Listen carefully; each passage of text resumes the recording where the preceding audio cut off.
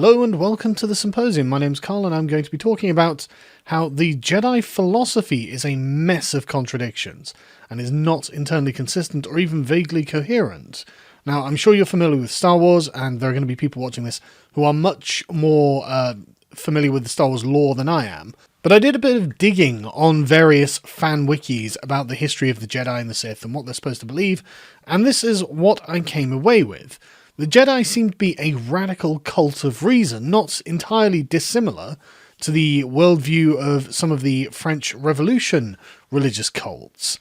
They seem to be a religious order of extreme stoic jihadis who are dedicated to suppressing their own emotions so they don't fall to the dark side.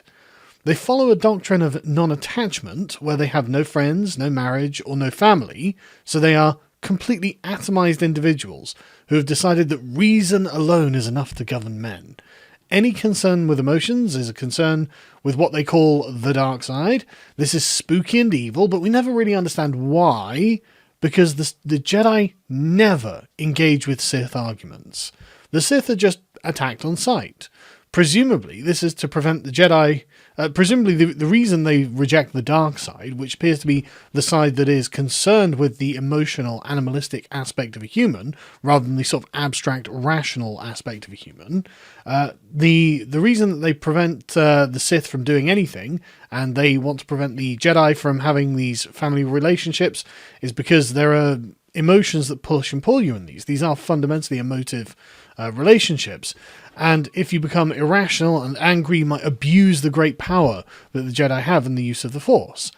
But the thing is, they seem to abuse their power in pursuit of complete dominance anyway.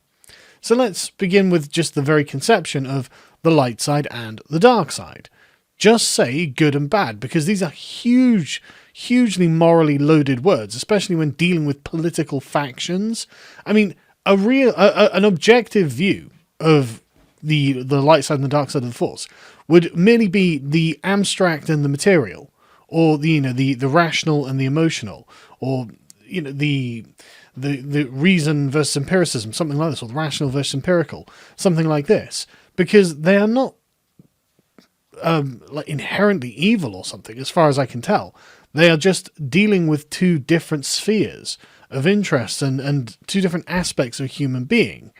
And the thing is, framing it as light side and dark side makes it self-justifying. We are good because we are good, they are bad because they are bad, and we know this because we have defined us to be light and them to be dark, and therefore you don't need to think about this. It categorizes all things into either good or bad, and all things are good on our side, and all things are bad on their side. And an example of this is a Sith Lord called Darth Plagueis the Wise, who is able to heal people and save life and whatever. And this has been placed in the bad category because he was from an emotional... This power came from his sort of emotional perspective. So we can see something that is obviously beneficial that has been placed in the bad category. Well, that's kind of silly because that makes it shows that the light side doesn't have a monopoly on good things.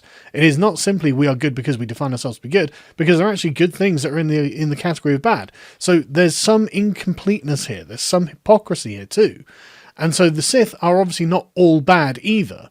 So this is essentially like a fallacy of composition. It's literal black and white thinking. And this is bad philosophy at its very finest. You can't sit there and claim to have a monopoly on truth and reason and justice and then commit demonstrable injustices against people who are not entirely evil. And so we come to the concept of bringing balance to the Force. Now, I don't even know what this is supposed to mean. What kind of view of balance is the eradication of the opposing side?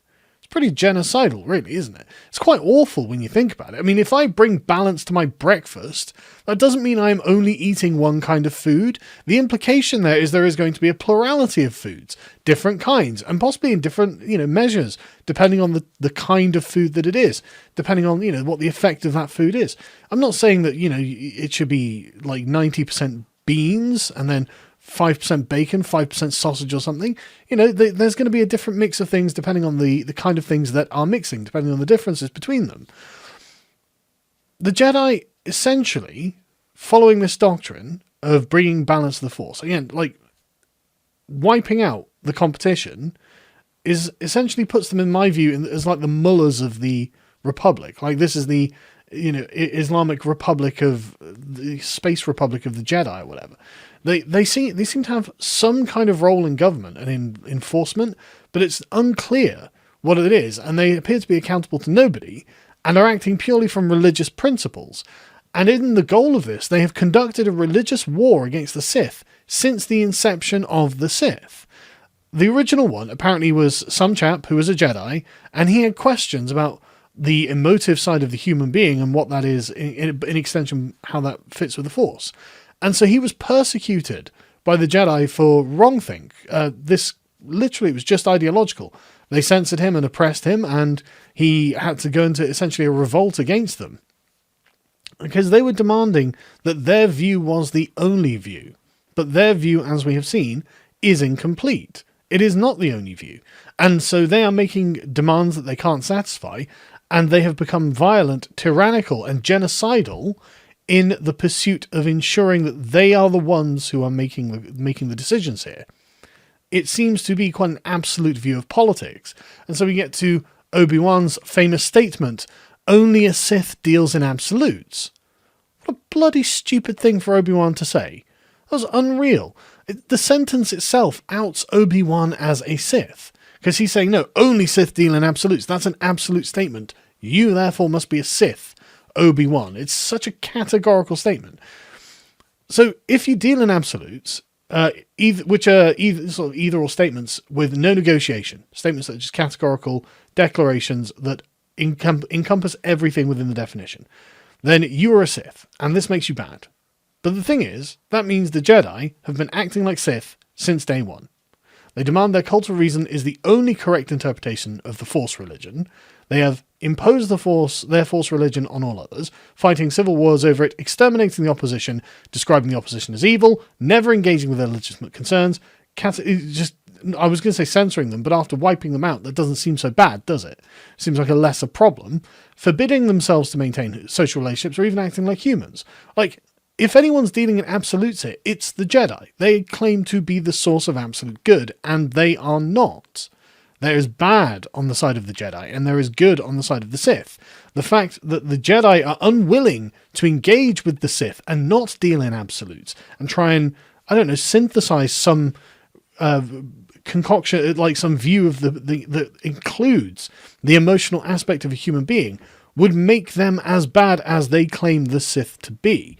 And the thing is, I'm not even sure that we've actually seen that from the Sith. I mean, from the Sith perspective, they've been censored, they've been oppressed since day one for merely wanting to think differently to the Jedi. It seems reasonable that the Sith would then understandably want to exterminate the Jedi, because the Jedi's position against the Sith from day one was that of extermination.